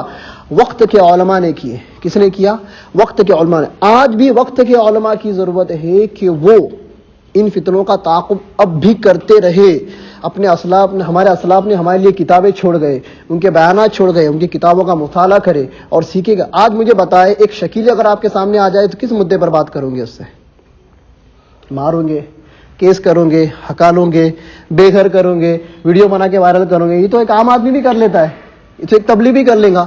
ایک عالم دین کیا کرے گا؟ کوئی شکیل اگر آپ کے سامنے آیا، اس نے دلیلوں سے بات شروع کیا تو آپ کیا دلیل دیں گے؟ کیا آپ کی تیاری ہے؟ پتا چلا کمزوری ہماری طرف ہے. فتنوں کو ہم نے سمجھا نہیں. 15 سے 20 سال ہو چکے شکیلیت کو آ کر، لیکن بہت کم علماء کرام ہے جس نے اس کے دفاع کا مطالعہ کیا. یہاں بھی ماشاءاللہ بہت لوگوں نے کیا ہوگا, بہت لوگوں نے نہیں بھی کیا ہوگا. میں خود میری بات کہوں, میرا آدھا مطالعہ ہے, مکمل تو آدھا مطالعہ ہے, کیونکہ میں نے جب دارالعلوم سے جو لٹریچر جو نکلے شکلیت اخلاق, تو دارالعلوم نے صاف نیچے لکھا ہے کہ بس اس کا دعویٰ وہی ہے, یہ ختم نبوت کو ختم کرنے کے لیے آیا ہے, اور ختم نبوت کے بعد ہمارے علماء نے جو کتابیں جو لکھی ہے بس وہی انہی دلیلوں سے ان سے بات کرنا ہے, انہی دلیلوں سے ان سے کیا کرنا ہے, بات کرنا ہے. تو ادھر ان کتابوں کا تو میرا مطالعہ ہے, کیا ہے, میں اگر چاہوں تو ان سے میں بات کروں گا, لیکن پھر بھی مجھے کتابوں کو اٹھانا پڑے گا ان سے بات کرنے کے لیے, کیونکہ یہ دلائل ہے, دلائل ذہن میں مستحضر نہیں رہتے, فضائل ذہن میں مستحضر رہتے ہیں, دلائل ذہن میں مستحضر نہیں رہتے. آپ سب علماء کی جماعت, ایک بندہ آپ کو مسئلہ پوچھ رہا ہے, مولانا ایسا ایسا ہو گیا نماز میں تو کیا حکم ہے, آپ اس کو مسئلہ بتا دو گے, وہ پوچھے گا بھائی دلیل, نہ آپ کو قدوری کا متن یاد آئے گا, نہ آپ کو ہدایہ کا متن آئے گا, نہ آپ کو رد المختار کا متن یاد آئے گا, پر مسئلہ یاد ہے. تو کیا پتا چلا, دلائل ذہن میں مستحضر نہیں رہتے ہیں, رجوع کرنا پڑتا ہے کتابوں کی طرف. لیکن فضیلہ کا بولتے آپ حدیث پوری سنا دو گے, حدیث کے راوی بتا دیں گے ابن عباس تھے کہ ابن عمر تھے, تو فضیلتیں یاد رہتی ہے, دلائل یاد نہیں رہتے. تو ہمیں کیا کرنا ہے, وقت زیادہ ہو گیا, میں آخری بات بتا کر اپنی بات ختم کر دوں. ہمیں کیا کرنا ہے, اپنے اپنے علاقے کے اندر سینٹر بنانا ہے. یہ مرکز ہے, تبلیغ کا سینٹر ہے, اس کو ہم کو مضبوطی سے پکڑ لینا ہے. ان لوگوں کے ساتھ میں کام کرنا ہے, ان سے ہٹ کر کام نہیں کرنا ہے. یہ لوگ مشورے کے پابند ہے. کس کے پابند ہے, مشورے کے. ٹھیک ہے, مشورہ بہت اچھی بات ہے, مشورہ ہونا چاہیے, علماء اکرام بھی مشورے کے بنا کام نہیں کرتے, لیکن ایک ہوتا ہے ان کا مشورہ, ایک ہوتا ہے اپنا مشورہ. ٹھیک ہے, تو آپ سے درخواست تھی کہ آپ کیا کریں, کچھ بھی کام اگر آپ کو کرنا ہو تو ان کے مشورے میں لائیں. ہوگا کیا, ان کے مشورے سے, یہ تو اپنے مشورے کے خلاف تو نہیں بولیں گے, یا کچھ مدعا آپ لے کر آئے تو یہ تو آپ کو انکار نہیں کریں گے. تو یہاں پر اپنا جو بھی مدعا ہے لے کر آئے, یہاں جو ذمہ دار جو بیٹھے ہیں, ٹھیک ہے, ذمہ دار ہے, آج کے زمانے میں ذمہ دار, اللہ تعالیٰ آپ کو ذمہ دار بنائے, اور لوگ آپ کے پاس مشورے کے لیے آئے. آج ہم جائیں گے, کل لوگ ہمارے پاس آئیں گے. آئے, اپنے کو چھوٹا بن کر آئے, سید القوم خادمہم, کہ جو قوم کا سردار ہوتا ہے وہ کیا ہوتا ہے, خادم ہوتا ہے. ہم خادم بن کر آئے, مخدوم بن کر نہ آئے, ملے, ان کے سامنے اپنی باتوں کو رکھے, حسن انداز کے اندر رکھے, اور اس پلیٹ فارم سے کام کرنے کی فکر کریں. اس پلیٹ فارم سے اگر کام کرو گے تو آپ گھر گھر تک پہنچ سکتے ہو, پورے شہر کی کارگزاری آپ کے سامنے آ سکتی ہے. ایک کام تو یہ کرے. دوسرا یہ کام یہ کرے, آپ مکتب چلاتے ہو ماشاءاللہ, مدرسے میں پڑھاتے ہو, مکتب مدرسے میں کسی جگہ پر تھوڑا سا 5x5 5x10 ایک چھوٹا سا اپنا آفس بنا لے. کیا بنا لے, اپنا ایک آفس بنا. ان آفس کے اندر سب سے پہلا کام یہ کرے, آپس میں چندہ وغیرہ کر کر کتابوں کو کیا کرے, مہیا کرے. کیا کرے, کتابوں کو مہیا کرے. اور جو علماء اکرام ہے وہ مطالعہ کر کر, جو ائمہ اور جو حفاظ ہے, ائمہ اور حفاظ ہے, ائمہ اور حفاظ کی تعلیم اور تربیت کا کیا کرے, سلسلہ شروع کرے. یہ جو فتنے اترے ہیں, ان فتنوں کا تعاقب کیسے کیا جائے, دلیل کیا ہے, ان کی باتیں کیا ہے, ان کی باتوں کی دلیل کیا ہے, ان کا رد کیسے کیا جائے, یہ کیا کرے, مکمل تھوڑا تھوڑا دن بھر میں نئے وقت ملا, نئے وقت ملا, ہفتے میں ایک بار نشست رکھے, اور کیا کرے, ان تمام چیزوں کو سیکھے. اور اس کے بعد پورے شہر کے اوپر نگاہ رکھے. کیا رکھے, نگاہ رکھے کہ کہاں کہیں ہمارے شہر میں تو یہ فتنہ پنپ تو نہیں رہا, کدھر یہ بیج تو نہیں گاڑا گیا, نہ جانے کب اس سے پودا نکلے گا. اور یہ جب تک بہت کٹر نہیں ہو جاتے تب تک یہ سامنے بھی نہیں آتے, جب تک یہ تھوڑے کمزور ہیں نا, یہ آپ کے سامنے بھی نہیں آئیں گے. بہرحال چاہے شکیلیت کا فتنہ ہو, چاہے ہمارے شریعت کی مداخلت کا معاملہ ہو, ہم کو ہر حال کے اندر آگے رہنا ہے. سب رہیں گے انشاءاللہ. اس کے لیے دیکھو, ہم سنگم نیر کے علماء نے ایک سلسلہ شروع کیے, مشورے سے شروع کیے, تھوڑے بہت اس کے اندر اڑچنیں بھی آ رہی ہیں. ہم نے علماء اکرام کی 3 دن کی جماعتوں کا سلسلہ شروع کیے. ہم اگر چاہے تو آپ حضرات کے پاس الگ سے سفر کر کے بھی آ سکتے تھے, لیکن ہم نے یہ سوچا کہ علماء اکرام کو بیداری کے لیے اس پلیٹ فارم کا ہم استعمال کریں گے. اس کا فائدہ یہ ہوگا کہ ہم کو عوام کا بھی کیا ملے گا, سپورٹ ملے گا. تو میں آپ سے بھی درخواست کرتا ہوں کہ آپ کے بھی شہر شرامپور سے, آپ کے بھی سینٹر سے ہر ماہ, یا ہر ماہ نہیں, کم سے کم 2 ماہ میں ایک بار یا 3 ماہ میں ایک بار 3 دن کی سارے علماء اکرامی کیا نکلے, جماعت نکلے. کیا نکلے, جماعت نکلے. یہاں سے رخ طے ہو, علاقوں میں جائے, ان علاقوں کی نوعیت کو معلوم کرے, اور معلوم کر کر جو تم نے سیکھا ہے, جو طریقہ مطلب جس طرح کیسے رد باطلہ کے اوپر کام کیا جائے, وہ کیا کرے, ان کو بھی بتائے. یہ ہماری ایک چھوٹی سی فکر لے کے ہم نکلے ہیں. الحمدللہ پورے ضلع کے اندر اس کا چرچا ہے. کیا ہے, چرچا. کچھ لوگ اس کو اچھی نگاہ سے بھی نہیں دیکھ رہے, اور کچھ لوگ سراہ بھی رہے ہیں. بہرحال ہم اللہ کی طرف نظر کر کے نکلے ہیں کہ بھائی علماء اکرام کا وقت جلدی لگتا نہیں. اور ایک جو تانا جو دیا جاتا ہے نا, بھائی علماء کا وقت نہیں لگا, الحمدللہ اس تانے سے ہم کیا ہو جائیں گے, محفوظ اور مامون ہو جائیں گے. اس لیے فکر کرے، کیا کرے، سنگم نگر سے یہ شروع ہو، ہماری نگاہ شرام پور پر پہلے تھی تو ہم نے سارے تعلقوں کو چھوڑا، احمد نگر کا بھی تقاضا آیا تھا لیکن ہم آئے شرام پور میں، اس لیے یہاں کی کارگزاری ہمارے سامنے آئی تھی، کیا آئی تھی، کارگزاری سامنے آئی تھی کہ یہاں پر کچھ فتنے ابھر رہے ہیں، اس لیے میں آپ سے، ہاں یہ ایک چیز تو ہو گئی، انشاءاللہ ابھی تشکیل ہوں گی، ایک منٹ بیٹھو، اس سے پہلے میں ایک آخری بات عرض کر لوں، یہ تو ہو گیا شریعت کا معاملہ، شرعی معاملہ، معاملات کے اوپر آ جائیں، معاملات کے اوپر ہماری مسلم لڑکیاں غیروں کے ساتھ جا رہی ہے، یہ ایک سینٹنس سائن چل رہا ہے، جا نہیں رہی ہے، غیروں کی محنت چل رہی ہے مسلم لوگوں کے اوپر۔ ابھی میں نے دوپہر میں بیان کے اندر مستورات میں نے ان کو بتایا کہ تم مسلم لڑکیوں سے ان کو کیا لینا دینا، ہماری مسلم لڑکیوں سے، ہماری مسلم لڑکی اگر آپ دیکھو گے اکثر ہمارے یہاں پر پردے کا ماحول ہے، کیا ہے، اکثر ہماری مستورات چاہے وہ ادھیڑ عمر ہی کیوں نہ ہو برقع پہنتی، ان لوگوں کو اس میں ہمارے اندر اتنی دلچسپی کیوں؟ آج اگر کبھی پوری آبادی اگر ہم دیکھیں جن سنکھیا تو 100 میں سے 70% تو غیر ہوں گے، 30% ہم لوگ ہیں، اب 30% میں سے 15% مرد حضرات، 15% خواتین، 15 میں سے غیر شادی شدہ لڑکیاں 5% نکلیں گی، ان 70% لوگوں کو ان 5% لڑکیوں میں اتنا انٹرسٹ کیوں؟ اور ایسی لڑکیاں ان کا چہرہ بھی انہوں نے دیکھے، چہرہ بھی نہیں دیکھے، ان کا بدن بھی نہیں دیکھے، اور اگر ان کی لڑکیوں کی بات کریں وہ تو بنا پردے کے ہیں، وہ تو بالکل کھلا مکھلا ہے، ان کا چہرہ بالکل اوپن ہے، ان کی ہر چیز اوپن ہے، ساری چیزیں ان کی کھلی، وہ اپنے لوگوں میں زیادہ انٹرسٹ نہ لیتے ہوئے ہماری بچیوں میں انٹرسٹ کیوں لے رہے ہیں؟ یہ ایک بہت بڑا فتنہ ہمارے سامنے ہے، یہ ایک بہت بڑا چیلنج ہے ہم کو، اس کے لیے بھی علماء اکرام کیا رہے، تیار ہیں، کیا رہے، تیار ہے۔ میں آپ کو ایک بات بتاؤں، ایک 2-3 کارگزاری ہے، وقت زیادہ ہوا، ایک چھوٹی کارگزاری بات، آپ نے پیچھے سنا ہوگا سنگم نیر کی ایک لڑکی ایک بھاجی والے کے ساتھ بھاگ کے، کالا کلوٹا، آپ نے فوٹو بھی اس کے وائرل ہوئے تھے، لڑکی ماشاءاللہ خوبصورت پر غریب گھر کی تھی، ایک بھاجی والے کے ساتھ بھاگ کے گئی، بہت دور نہیں، یولے کے اندر ہے، کہاں پر ہے، لڑکی کا نام بھی بتایا تھا، وہ ہینا، وہ لڑکی بھاگ کر چلی گئی، بہت بوال ہوا، واپس نہیں آئی، ادھر اس کا شادی وادی کر لی، سب کچھ ہوا، اس کے شادی کے فوٹو بھی وائرل ہوئے اور وہاں کے لوگوں نے اس کو اپنا لیا۔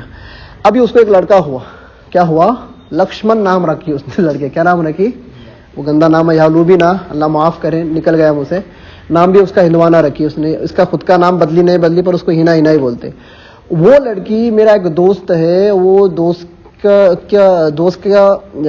سسرا ہے، سسرے مطلب اس کے سسرال کے خاندان سے، تو وہ لڑکی کیا ہو گئی، ماں کو ملنے کے واسطے آئی، بیمار تھی کچھ تھی، اس کا لڑکا 2.5-3 سال کا، تو اس نے مجھے فون کرا کہ یار وہ آئی ہوئی ہے اپنے اس کے پر ایمان پیش کرنے کا مقصد، اب چلو ہم سب کام بھی چھوڑا، پہلے تیار ہوا، وہاں پر گئے تو اس کے خاندان والے تھوڑے لڈو ٹائپ کے تھے، برلے ٹائپ کے تھے، بہرحال اب یہ مدعا ہے تو ہم کو کسی نے وروධ نہیں کیا، ہم چلے گئے، وہ لڑکی کے سامنے جا کر بیٹھے تو پورا گھر اس کو ٹارچر کر رہا تھا، کریں گا ہی نا، تمہاری اولاد تمہارے سامنے ہندو بن کے بیٹھی ہوئی ہے، تمہاری اولاد کی اولاد اس کے گود میں ہے، اس کا نام بھی ہندوانہ ہے، اور وہ آئی، چلو تم نے تو اتنا تو ایک تمہارے دل کے اندر رحم تھا کہ اس کو تم نے گھر میں لیا، قبول کیا، اس کی تکلیف کو دیکھتے ہوئے، بیمار تھی، کچھ پرابلم تھا اس کو، تو ہم کو بلایا، تو ان کو لوگوں نے رائے دی کہ علماء اکرام کو بلا کے اس کی ذہن سازی کرو، سب سے پہلا فون میرے کو آیا، میں گیا، میں جانے کے بعد میں نے لڑکی سے 1 گھنٹہ بات کیا، 1 گھنٹے میں سے اسٹارٹ کے 15 منٹ اس نے مجھے بھاؤش نہیں دی، مجھے بھاؤ نہیں دی، اور میرے ساتھ جو بیٹھے ہوئے تھے نا تھوڑے بڑے بھائی مائنڈ کے لوگ، وہ اس کو ٹارچر کر رہے تھے، میں نے سب کو ہٹا دیا، اس کے ماں باپ کو بولے تم بات کر رہے، تم ٹارچر کیوں کر رہے ہو اس کو، چلا پکار کر رہے ہو اس کو، تم جاؤ اندر، اس کو میں بیٹھا، اور میرا دوست بازو میں بیٹھا، اور ایک بندہ تھا، 3 بندے ہم بیٹھے، وہ بندے کی ایک گھر والی پیچھے بیٹھی ہوئی تھی، 4 بندے بیٹھے، وہ اکیلے میرے سامنے بیٹھے ہوئے، میں نے اس کے اوپر نہ ایمان پیش کیا کچھ بھی، میں نے صرف کارگزاری لیا اس سے کہ تیرے گھر کے اندر کیا چل رہا، وہاں پر کیا چل رہا، مطلب تو کیسے رہ رہی ہے، تیرے رشتے دار تیرے لوگ ساتھ کیسے رہ رہے، اس سے اس کی دکھتی نس کے اوپر پاؤ دے دیا ہم نے، تم مجھے بتاؤ بہو سسرال میں سکون سے رہ سکتی؟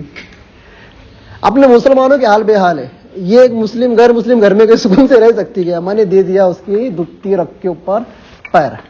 اب جیسا میں نے یہاں سے ٹاپک چالو کیا نا، ہم نے تو کوئی تکلیف ہے کیا، ساس کچھ بولتی کیا، ننن کچھ بولتی کیا، کتنے ننن آئے، کیا ہے کیا، تو دھیرے دھیرے کیا ہو گئی، اس کے آنکھیں چمکنا چالو ہو گئے، بولے نشتہ مجھے تانے دیتے رہتے اور مسلی مسلی بولتے رہتے، نہیں مسلمان نہیں، مسلح اپنی مسلی لیڈیز کو، بولا کون بولتا تیرا دولہا، انہوں نے بولے دولہا تو مجھے بہت پیار کرتا، بولے کون بولتا، بولے ساس ٹومنے مارتے، کوئی رشتے دار آتے ٹومنے مارتے، مطلب اس کے خاندان سب نے اس کو ایکسپٹ نہیں کیا، کیونکہ وہ باہر سے آئی ہوئی ہے نا، وہ ٹرانسفر ہوئی ہے، کنورٹ ہوئی ہے، تو اس کو یہ چیز کی تکلیف تھی کہ اس کو ٹومنے مارے جا رہے تھے. تو گھر میں رہتی کیسے, کیوں ٹومنے مارتے؟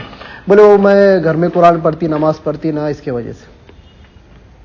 تو میں نے فوراً دل میں میرے کڑک ہوا کہ ایمان پورے اس کے دل سے گیا نہیں. محبت میں چلی گئی ہو پر ایمان اس کے دل سے ابھی تک گیا نہیں. اب یہ بہت بہترین ٹاپک ہے, یہاں اس کو پکڑ لو. میں نے اس کو پوچھا کہ کیا نماز کے تعلق سے, قرآن کے تعلق سے کیا بولتے ہیں؟ بولے نہیں پڑھنے کا بولتے. کیوں نہیں پڑھنے کا بولتے؟ بولے وہ بولتے یہ مذہب اچھا نہیں ہے بولے مسلمان کا. کیوں اچھا نہیں؟ اب آئے ٹاپک پہ, کیوں اچھا نہیں؟ تو بولے میرا دلہا بولتا بولے کہ جس مذہب کے اندر تم ایک جان کو کاٹ کر کھا جاتے, جلا دے تم لوگ, ایسوں کا مذہب صحیح ہو ہی نہیں سکتا. یہ سب سے بڑا ٹاپک ہے ان کا. بولے کہ ہم کیا کرتے, جانوروں کو, جان ہے نا, جان کے اوپر رحم نہیں کرتے, ایک جاندار کو کاٹ کر کھا لیتے. اس کے علاوہ نہیں. بولے یہ بولے تانے بہت دیتے. بولے اس میں صرف وہ تمہاری گائے ماتا کا ذکر ہے یا دوسرے جانور کا بھی ہے؟ تو نہیں بولے سب کا ہے. بولے تم بولے مرغیاں کاٹتے ہی کرتے کرتے, بولے تم کو رحم نہیں, بولے جھلاتے, بولے تم بولے تم انسانوں کو مانتے, بولے باما پھولٹے, آتنکوادی تم, یہ ایسا ویسا سارے اس کے دماغ میں خرافات ڈالی ہوئی تھی. اس کو ٹومنے چالو تھے وہ گھر کے اندر. اس نے مین ٹاپک میرے سامنے رکھ دی. اللہ گواہ ہے, اللہ ممبر رسول کے اوپر میں بیٹھا ہوا ہوں, میں فوراً اللہ کی طرف متوجہ ہوا, یا اللہ میرے جو جملے بولوں گا یا اللہ اس کے اندر اثر پیدا ہوگا. میں نے اس کو قرآن حدیث سے جواب نہیں دیا, میں نے اس کو صرف دو باتیں بتائی. مولا تو مجھے یہ بتا کہ جو بندہ کسی جاندار کو مار کر کھا لیتا ہے وہ بندہ اچھا نہیں ہے, اس کو مار دینا چاہیے, اس کو جینے کا کوئی حق نہیں ہے, یہی ان کا بولنا ہے نا. تو مجھے یہ بتا, جانوروں کے اندر ہی بہت سارے جانور ہیں جو دوسرے جانوروں کو کھاتے ہیں, پھر تو ان جانوروں کو بھی جینے کا کوئی حق نہیں. پھر یہ چڑیا گھر کے اندر, زو کے اندر شیر کو پال رہے, چیتے کو پال رہے, اور مرغیاں کاٹ کر ان کو کھلا رہے, بطخ کاٹ کر ان کو کھلا رہے, مرے ہوئے جانور کاٹ کے ان کو کھلا رہے. اب چلو وہ تو جانور ہے, پر کھلانے والے تو مسلمان نہیں نا, ان کا کیا, ان کا کیا؟ تو خاموش ہو گئی, دلیل پکڑ لی اس نے. اب ایک چیز تو سمجھ, قدرت نے بنایا ہے انسانوں کو, جانوروں کو, اور جانوروں کی خلاق اللہ نے جانور رکھا ہے ماंس کھانا. وہ اگر ماंس نہیں کھائیں گے تو جیگیں گے؟ جیں گے کیا؟ نہیں جی سکتے نا. تو یہ قدرت کا فیصلہ ہے, اس پہ ہم اور تم فیصلہ کرنے والے کون ہوتے ہیں؟ اور تو میرے کو یہ بتا, یہ جتنے بڑے بڑے جو سلائڈر ہاؤس جو چلتے ہیں, میں تیرے کو پوری لسٹ نکال کر دیتا ہوں, تو جا کر تیرے لوگوں کو دکھا, اس پہ سب برہمن لوگ بیٹھے ہوئے, سب RSS والے بیٹھے ہوئے. یہ ٹاپک نہیں, اپنا ایک کارگزاری میں آپ کو سنا رہا ہوں. تو اس کے آنکھیں چمکنے لگی. پھر میں نے اس کو بولا کہ دیکھ بیٹا, تیرے دل کے اندر کدھر نہ کدھر ایمان کیا ہے, زندہ ہے. تو نماز پڑھتی, ہاں کتنی پڑھتی؟ بولے فجر تو نہیں ہوتی, بولے پر 3-4 نماز جیسا وقت ملا پڑھ لی تھی. تو بولا اور کیا کرتی؟ بولے قرآن بھی گھر میں, بولے قرآن بھی پڑھتی. بولا ٹھیک ہے. بولا دیکھ بیٹا, ابھی بھی وقت ہے, ابھی وقت ہے, وہ اس گندگی کو لات مار, گندگی کو لات مار. کس کے لیے معلوم؟ کہ تیرے ماں باپ کے واسطے نہیں, میرے واسطے, کس کے واسطے نہیں, اوپر کے بیٹھے نا اللہ پر, اللہ جس کے لیے تو نماز پڑھتی, جس کے لیے قرآن پڑھتی, اس کے لیے تو ابھی بھی اس چیز کو ختم کر لے کے آ. تیرے اس بچے کے ساتھ تیرے لیے ایک رشتہ میں کھڑے کرتا ہوں انشاءاللہ. وہ تجھے کو تانے بھی نہیں دیں گا اور تجھے اپنا کر لینا, تیرے بیٹے کو اپنا کے لیں گا, اور میں کھڑے کرتا. حالانکہ کچھ پلاننگ نہیں تھا میرا, میں نے ڈال دیا, ایک شوشہ میں نے ڈال دیا, ایک بچن دے دیا اس کو. اتنا بولنا تھا اس کو کہ بھائی کس کے لیے مت, اللہ کے لیے, جس کے لیے تو نماز پڑھتی. اس کے میں نے باریک پوائنٹ پکڑا. اتنا بولنا تھا, ہزاروں قطار رونا چالو. اتنا روئی, پورے گھر والے جمع ہو گئے, اتنا روئی اس نے. اور پھر کیا کری؟ بولے میں سوچ کے بولوں گا. بولے تم پہلے آدمی بولے جنہوں نے میرے سے ایسی بات کی ہے. بولے میں تو رو رہی کیوں, یہ پتا پہلے میرے کو, میرے سے ڈر لگ رہا کہ میں نے کچھ غلط بولا نہیں. بولے مجھے, بولے میرے کیے پہ افسوس ہوا. بولے اچانک میرا اندر سے دل رو رہا, اس لیے میرا آئی نا ایمان تھا نا اس کے دل کے اندر جاگا. تو اس نے کیا, بولے مجھے تھوڑا وقت دو. بولے مفتی صاحب, بولے میں کیا کروں گی, بولوں گی. بولے نہیں. میں نے پورے اس کو روانہ کر دیا دوسرے روم میں, گھر والوں کو بلایا. اللہ کے لیے کوئی اس کو ٹارچر نہ کرے, وہ جتنا دن یہاں رہنا چاہتی ہے رہے, اس کا خرچہ پانی پورا کرے, باہر والوں گھر میں لائے نہ, بلائے نہ, اور اس کے چرچے مت کرے گھر میں ہے. وہ جب جاتی ہے اس کو جانے دے. اس نے وقت لی, اللہ سے دعا کرے کہ بچی واپس آ جائے, اللہ سے دعا کرے. پھر کیا ہو گیا, کچھ دنوں بعد وہ رہی, وہ چلی گئی. پھر بہت دنوں تک اس کی میں نے کارگزاری نہیں لیا. ایک دن کے بعد کارگزاری لیا, بولے وہ گئی, ابھی تک آئی نہیں. پھر بعد میں 2-3 مہینے کے بعد اس کی کارگزاری آئی. وہ اپنے کیا نام, عاتق پیڈر, ان کے رشتے دار تھے. تو میں نے پوچھا وہ پیڈر کو, بولا یار وہ آئی کیا؟ بولے اس سے وہ آئی تھی پر وہاں جانا ہو جیسی ویسی ہو گئی. بولا اللہ اس کو ہدایت ہے, اب کیا کر سکتے ہیں, ہدایت کی دعا کریں. تو دیکھو سوال کیا ہے کہ مسلمان جانوروں کو کاٹ کے کھاتا. یہ ایک بچی بھاگ کر گئی تھی, اس کی کارگزاری آئی, تو اس کے دماغ میں کیا خرافات ڈالی گئی تھی معلوم؟ کہ بولے مسلمان لوگ اتنے نیچ جاتی ہے کہ یہ اپنی بہنوں سے شادی کرتے. بہن سے شادی کرتا, کون بہن سے شادی کرتا؟ بولے کزن بہنوں سے، چاچا کی لڑکی، ماموں کی لڑکی، خانہ کی لڑکی، پھپھو کی لڑکی، اس سے شادی کرتا. یہ بات میں نے ہمارے شہر کے اندر بڑی میٹنگ ہوئی تھی، اس کے اندر بولا تھا. یہ کارگزاری آئی مولا وہ لڑکی کی طرف سے جو بھاگ کر گئی تھی، اس کا دماغ ایسے خراب کرے انہوں نے. ان کی سازش دیکھو کتنی خطرناک ہے، کیسے دماغ کے اندر شوشے ڈال رہے. یہاں جتنے بیٹھے نا یہ سوشل ورکر ہے، راجکارن والے، تم مجھے بتاؤ کیا جواب دو گے؟ مسلمان بہنوں سے شادی کرتا اور یہ بتاؤ یہ تمہاری بہنیں ہیں کہ نہیں ہے؟ بھلے سے چچا داد ہو، پھوپھی داد ہو، خالہ داد ہو یا مامو زاد ہو، ہے کیا نہیں؟ ان سے نکاح کیوں جائز ہے بتاؤ یہاں جتنے بیٹھے. بولا اس سے ہم نے تمہیں بتا سکتے. مولا میں اگر دلیل سے بتاؤں گا یہ تو قرآن کی دلیل نہیں مانیں گے. ان کو سائنٹیفک لحاظ سے میں بتاتا ہوں. مولا تم سائنس کو مانتے ہو نا؟ میں بولا ایک خالہ زاد بھائی کا ڈی این اے لو اور ایک ریئل بھائی کا ڈی این اے لو، دونوں کو چیک کرو. دونوں کو کیا کرو؟ چیک کرو. ایک ڈی این اے کے اندر تم کو سارے اثرات کس کے ملیں گے؟ اس کے خاندان کے ملیں گے، ادھر جدھر سے وہ آیا ہے. اور حقیقی جو بھائی ہے نا، حقیقی بھائی اور اس بہن کا ڈی این اے تم دیکھ لو. حقیقی بھائی اور بہن کا ڈی این اے ملاؤ اور کزن بھائی اور اس لڑکی کا ڈی این اے ملاؤ. اب دیکھو کبھی یہ تینوں ڈی این اے کبھی سیم ثابت ہوئے تو پھر واقعی میں حرام ہونا چاہیے. یہ کزن بہنوں سے رشتہ واقعی میں حرام ہونا چاہیے. اور اللہ نے جو 5 پارے کے اینڈ میں جو 14 پارے کے اینڈ میں جو بتایا اللہ تعالیٰ نے سورہ نساء کے اندر جو حرام رشتے جو بتایا، یوں ہی نہیں بتایا مولا. ہم کو اس کے اوپر پورا شرع صدر ہے مولا، پورا شرع صدر ہے. خون بدل گیا اس لیے رشتہ حلال ہوا. خون ایک ہے، رشتہ حرام. بھائی بہن کا خون ایک ہی ہے نا، ایک ہی باپ سے آیا ہے نا. تو میں نے بولا کہ تم اس کا ڈی این اے چیک کرو مولا. کزن بھائیوں کا ایک لڑکی کا نام فاطمہ، اس کے سگا بھائی عبداللہ اور اس کا کزن بھائی عبد الرحمان. فاطمہ عبد الرحمان کا ڈی این اے چیک کرو، فاطمہ عبداللہ کا ڈی این اے چیک کرو. فاطمہ عبداللہ کا ڈی این اے سیم آئے گا اور فاطمہ عبد الرحمان کا ڈی این اے سیم نہیں آئے گا. پتہ چلا اس کا خون الگ ہے. جب خون الگ ہے تو نکاح ہو سکتا ہے. میرا چیلنج ہے، اگر نہیں ہوا نا تم جو بولیں گے وہ کروں گا. چیلنج کیا میں نے آپ. تو یہ ہماری بچیوں کے مائنڈ میں ڈالا ہے. اور تعلیم تو ہمارے گھر میں ہے ہی نہیں. گھروں کی تعلیم نہیں، مسئلے مسائل کی تعلیم نہیں. بہشتی زیور اتنی بہترین کتاب ہے.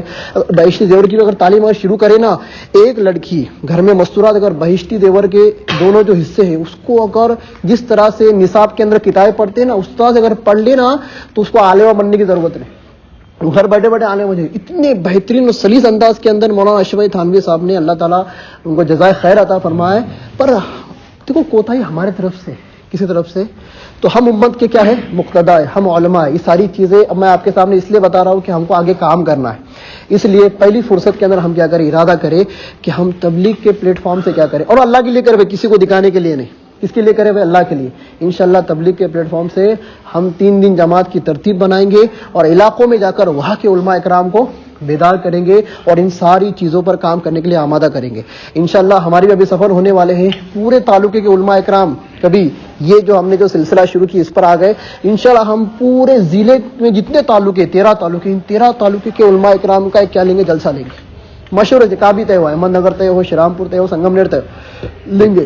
کوئی بڑی ہستی کو بلائیں گے انشاءاللہ، بڑے اللہ والے کو بلائیں گے. ان کے سامنے ہمارے کارگو رکھیں گے کہ ہم نے اس طرح سے پورے ہمارے جو سینٹر ہے احمد نگر سینٹر، اس کے پورے علماء اکرام کو ہم نے ایک پلیٹ فارم پر لایا ہے. اور ہمارا مقصد یہ ہے کہ تحفظ شریعت اور رد باطل کے اوپر ہم کو کیا کرنا ہے؟ امت کو اس سے بچانا ہے، اس پر کام کرنا ہے.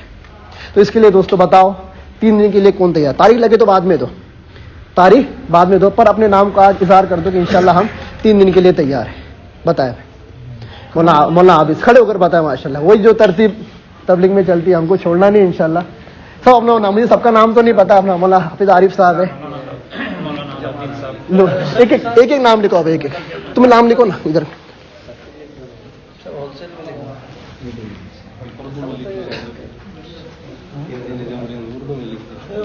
سب کے نام لکھا ہو. تھوڑے بڑی عمر کے مفتی صاحب ہونا ہمارے ساتھ میں. یہ سب حفاظ ہیں، بڑی عمر کی مفتی صاحب ہونا. اگر چل جائیں گے. نام بولو نا ساتھ ہی، نام بولو اپنے اپنے علماء کرام اپنے نام لے گئے. ان کے ساتھ مفتی صاحب. آپ کا نام؟ حافظ سفیان صاحب. آپ؟ حافظ نثار صاحب. حافظ عارف صاحب کا لکھ لیے. آپ کا حضرت قاری فاروق صاحب. آپ کا حضرت حافظ اشفاق صاحب. حافظ عمران ماشاءاللہ. وہ پیچھے حافظ سہیل ماشاءاللہ. آپ کا حضرت حافظ مزمل. حافظ ارشد. حافظ فرقان صاحب ماشاءاللہ. حضرت آپ کا؟ جی سلام الدین ماشاءاللہ. ہمارے مفتی اسلم صاحب ماشاءاللہ. हमारे मरकज के इमाम मौलाना रियाज साहब भी रहेंगे माशाल्लाह। मुफ्ती साहब आप तो सीनियर है, हमारी बात बोल आपके हाथ में। नहीं आराम से लिख लो, नाम लिख लो इंशाल्लाह उनका। इंशाल्लाह आपकी क़ियादत में रहेंगे इंशाल्लाह सर। मौलाना मोहम्मद साहब माशाल्लाह। देखो आप ठीक है, बैठ जाए माशाल्लाह, दुआ पढ़ लेंगे। आप अपने मशवरे से कोई दिन तय कर ले कि भाई किस दिन जाना है, अपने मकतब की तरतीब बना ले कि कब कैसी छुट्टी रहेंगी, क्या रहेंगी। अपनी तरतीब बनाकर अपनी तारीख तय कर ले, तारीख तय कर यहाँ मरकज़ के ऊपर रख दे। कहाँ भी आपका रुख बने आप अपना रुख भी दे सकते हैं। हमने 2 रुख दिए थे, नासिक रोड का भी दिए थे और श्रीरामपुर का दिए थे। तो कहा कि भाई जिले के बाहर न को, जिले के अंदर चलाएंगे। तो फिर हम लोग यहाँ पर आ गए। आप भी रुख दे सकते हो। आप अगर संगमनेर आते हैं, हम इंशाल्लाह इस्तेमाल करने के लिए पूरे उलमा वहाँ पर बैठे हुए। आप अगर आगे जाना चाहते, और मैं तो ये कहूँगा कि आप आगे जाए, क्योंकि संगमनेर के उलमा इकराम के सामने ये बातें आ चुकी हैं। आप आगे बढ़े। आपका निवासा है, राहुरी है, राहता है, इधर पे शिरडी के अंदर भी बहुत बुरा हाल है। अब कारगुजारी में क्या सुनाओ, हमारे मौलाना अभी सभी सुना रहे थे, शिरडी की बहुत ज़बरदस्त कारगुजारी। शिरडी के अंदर अल्लाह रहम करे, वाकई उलमा इकराम बहुत परेशान है। मुझे बहुत फ़ोन आते हैं मुझसे, अब ऐसा हो रहा है, यहाँ पर ऐसा हो रहा है, दर्द सर। गैर मुक़ल्लिद और ये शकीलियत बहुत परेशान कर रहे हैं। शकीलियत तो कम है, गैर मुक़ल्लिद लोग बहुत परेशान कर रहे हैं उनको। मस्जिदों के अंदर नौजवानों को फोड़ दिए, नौजवान इमाम साहब के साथ बदतमीजी कर रहे हैं, अरे तुरे कर रहे हैं। भाई तुम जाहिल हैं, तुम्हारा इमाम जाहिल है, तुम ऐसे है, मुक़ल्लिद जाहिल होता है, ऐसा होता है। यहाँ तक बातें, एक इमाम के साथ ऐसी बातें, बड़े बड़े उलमा इकराम है वहाँ पर, उनके बातें सामने ऐसी बातें हो रही है। फिर अपना राहुरी का इलाका, फिर आगे अपना अहमद नगर है, फिर इंशाल्लाह अहमद नगर के उधर के जो हमारे जो ताल्लुक है इंशाल्लाह वहाँ के भी इंशाल्लाह हम अस्पार करेंगे। पर कोशिश ये करो, देखो ये सिलसिला शुरू किए है, कारी तैयब साहब के ताल्लुक से आता है कि जिस वक्त जो मुतबन्ना बिल के तरफ में बना है ना, मौलाना मिल्लतुर रहमानी साहब और कारी तैयब साहब, इन्होंने पूरे मुल्क का सफ़र किया था। उस ज़माने में सफ़र कितना मुश्किल था। पूरे एक एक इलाके में जाकर, एक एक मदरसे में जाकर वहाँ के उलमा इकराम को दावत दी कि इसलिए इस मौजू के ऊपर हमको इकट्ठा होना है। फिर जाके मुंबई के अंदर वो इजलास हुआ था। इंशाल्लाह उसका मेरे पास एक PDF है कारगुजारी का, मैं डाल दूंगा इंशाल्लाह मौलाना को, वो आप जरा उसका मुताला कर लेना। उसके अलावा अभी जमीयत उलमा वालों ने दिल्ली के अंदर 3 रोज़ा इजलास रखा है, पूरे मुल्क के उलमा इकराम को दावत दी। यही तहफ़्फ़ुज़ शरीयत के ऊपर, इर्तिदाद के ऊपर, शकीलियत के ऊपर, और भी बहुत सारे मुद्दे हैं। बहुत सारे, बाबरी मस्जिद का मुद्दा था, उसके अलावा दीगर मसाजिद के मुद्दे चल रहे हैं। ये हमारे बेचारे बड़े हैं, वो काम कर रहे हैं। हमारा काम क्या है, उनको क्या करें, सपोर्ट करें, उनसे सीखे वो कैसे काम कर रहे हैं। कल वो चले जाएंगे तो उनके नायबिन हम ही हैं, हमको ये काम को आगे लेकर चलना है। तो इंशाल्लाह हम क्या करेंगे, अपने अभी ताल्लुका तो हो गया, हम क्या करेंगे अपने ज़िले के अंदर मेहनत करके, और ज़िले के सारे उलमा इकराम एक प्लेटफॉर्म पर अगर आ गए इंशाल्लाह, और अल्लाह से दुआ भी करते हैं कि आ जाए इंशाल्लाह, फिर हम पूरे ज़िले के उलमा इकराम का एक जोड़ ले लेंगे इसी मौजू के ऊपर, और मशवरे से, सबके मशवरे से, जो भी अल्लाह वाले को लाना है, एक बड़ी हस्ती को हम लाएंगे, उनके सामने ये बातें रखेंगे और काम शुरू करेंगे। कहते अल्लाह वालों को उनकी दुआओं को लेकर और उनके मशवरों को लेकर इंशाल्लाह काम करेंगे तो उसमें बरकत रहेगी। क्या रहेंगे, इज्तिमाइयत के अंदर खैर, यदुल्लाहि अलल जमा, के अल्लाह ताला का हाथ जमात के ऊपर होता है। टुकड़े टुकड़े में हम काम करेंगे, हम कामयाब नहीं होंगे। सब करेंगे इंशाल्लाह। मेरे बोलने में कुछ कमी कोताही हो गई, कोई गलती हो गई, उसके लिए मैं माजरत चाहता हूँ। इंदल्लाह भी मैं माजरत चाहता हूँ, रुजू करता हूँ, और अल्लाह आपसे माजरत चाहता हूँ अगर कुछ कहने सुनने में अगर कुछ गलती हो गई। आप उलमा की जमात है, एक उलमा एक आलिम को समझ सकता है, सही बोल रहा है, गलत बोल रहा है। कुछ ऊंच नीच हो गई हो, बोलने में कुछ सियाक सबाक आगे पीछे हो गया हो, या ताबीरात के अंदर कुछ खलत मलत हो गया हो, अल्लाह ताला उसको माफ़ फरमाए। ठीक है, दुआ कर ले। सुब्हानल्लाहि व बिहम्दिही, सुब्हानकल्लाहुम्मा व बिहम्दिका, नशहदु अल्ला इलाहा इल्ला अंता, नस्तगफिरुका व नतूबु इलैक। सुब्हान रब्बिका रब्बिल इज्जति अम्मा यसिफून। तुम्हारा आप खाना खा कर जाए। अजान कितने बजे? 8:15 बजे। 8 बजे खाने से पहले, नमाज से पहले, खाना नमाज से पहले है। ठीक है, चलो खाने से फारिग हो जाते। ओ जरा तारुफ करो ना उलमा इकराम। ये हजरत, ये मुफ्ती साहब का। अस्सलाम वालेकुम। जी मौलाना, इनका क्या नाम बोले? मुफ्ती बिलाल मकातिब का निजाम संभालते, मतलब कौन से मोहल्ले में? दरभंगा। नहीं यहाँ पर जी बोलिए। मैं मौलाना इरशाद के मदरसे में। माशाल्लाह कल मैं आया था, कल आप नहीं बोला था? नहीं, कल हमारी बात हो रही थी, असल में आए थे, लेट आए थे, मैं बात कर रहा था। हेलो, ये हाफिज सुफियान है। वालेकुम अस्सलाम। फुरकान नाम बोले ना? हाफिज सुफियान। सुफियान माशाल्लाह। मौलाना मोहम्मदुल्लाह। जी मैं हाँ बोले। आपका नाम है हाफिज इमरान। आप किधर के मोहल्ला इरफान। मतलब कौन सी बोलिए ना। ये काकर हैं हम लोग अच्छा जी संगमनेर में हाफिज अख्तर कौन सी हाफिज अख्तर है हाफिज अख्तर मक्का मस्जिद हाँ वही पर वहाँ का तो मन आए कि मक्का मस्जिद के एकदम बाजू में मेरा ऑफिस है हजूमरा टूर एंड ट्रैवल्स का और मैं वहाँ का नायब इमाम भी हूँ हाफिज अख्तर कब आई चाची? तो तुम भी मतलब वो कौन था 40 गाँव हाँ पाचोरी पाचोरी साइड किधर वो हमारे ऑफिस आई पाचोरी में कहाँ गए मिले हो चलेंगे हाफिज जहीर हाफिज जोड़ वही खाकी कलर का कपड़ा पहने हुए हाफिज जहीर वही पाचोरी के हमारे मोहम्मद मस्जिद में इमामत करते हैं और इनको पहचानते कि हमारे हाफिज आरिफ साहब छोड़ के गए तो गए जो गए आज मुद्दे कर रही है ऐसा कल तो आए थे। अरे तो कल नहीं परसों आया मैं मुलाकात नहीं हुई अपनी मौलाना अलाउद्दीन में कल भी तुम आगे चले गए मौलाना इमाम का देखा मैं कल दिन भर और वो हाफिज फुरकान ना माशाल्लाह देखो मेहनत करो इंशाल्लाह करेंगे इंशाल्लाह काम करना देखो अल्लाह के लिए काम करना है काम करते करते करते सीखेंगे इंशाल्लाह ठीक है ना तुम भी उस दिन दूध पिला और गायब हो गए आप भी दिख रहे और वो हाफिज वो भी नहीं आए खिजर के भाई क्या ना उजैर ना ये उसमें मुलाकात हुई। हाँ वो ना उस दिन दूध पिलाया हो गया मुलाकात। दे दिए छुट्टी ये वाला मौलाना सद्दाम है। कल सराली तुम्हारे मौलाना इरशादुल्लाह के पास 3 घंटे बैठा हुआ 3 घंटे असर से मैंने बोला कि मौलाना ने मुफ्ती साहब नहीं है। हालांकि उनका के तो जाने का था उनको मैं जाके मिला तो वो पहले थोड़ा सा उन्होंने ऐसा इग्नोर करे बाद में फिर मैंने बात शुरू करा अरे उनके अब्बा के ऊपर हमला कर और हजरत तुम नहीं शायद पाई जानते पर तुम्हारे अब्बा का बस बड़ा शागिर्द तो समझ लेना तुम्हारे 2 भाई मेरे साथी किफायतुल्लाह व अहमद उबैदुल्लाह तो फिर और फ्री हो पुरानी तारीख आ गई हो। फिर नहीं फिर मैं नाम बोला ना तो नाम से पहचान नहीं देखे रहेंगे इधर ऊपर नीचे का आते इधर तो भी ऐसा नहीं कि देखे रहेंगे कोने कापशे में मेरे को तो पहचान लिया उन्होंने कहाँ जा रही? इधर के उधर यहाँ बैठ रही। यहाँ बैठ रहे क्या चलो ठीक यहाँ फिर अशफाक माशाल्लाह मरियम मिल्लत मस्जिद की इमाम किधर है पुरानी इमामी पुरानी शाही के लिए 15 साल बाकी उनको शाही हो जाएंगे फिर वो अच्छा 5-7 साबिक साल। इमाम मरकज ये आपने वो मच्छी वाले मौलाना नहीं गया बस माशाल्लाह वही अंदाज भी वही है इन सब वही है पुरानों में। अरे वो हमारे मोहल्ला चले गए आज होना था, इतने खुश हुए थे नहीं मोहल्ला नहीं वो ना? नहीं दूसरे वो है ना थोड़ा उनका जरा तकाजा था असल में उनके पिछले हफ्ते में उनका वक्त लगा तो पुलमा के साथ वो आ गए फिर भी ना। चल मैं जरा फारिग हो क्या